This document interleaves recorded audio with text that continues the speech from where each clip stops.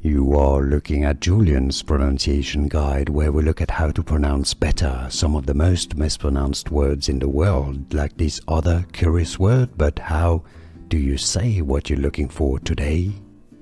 Let's learn once and for all how to pronounce this famous Italian phrase, so sweet and delightful. If you want to learn more useful vocabulary from Italy, stay tuned. I've got more videos for you at the end of this one. Dolce, you know, like the dolce vita, meaning sweet.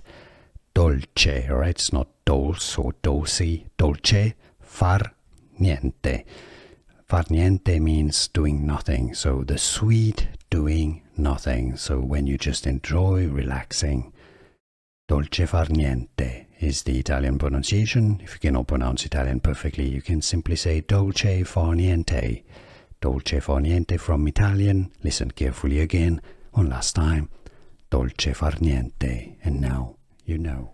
Here are more videos on how to pronounce more confusing words and names too many mispronounced. Like this video if you found it useful. I appreciate your support. I'll see you soon and thanks for watching.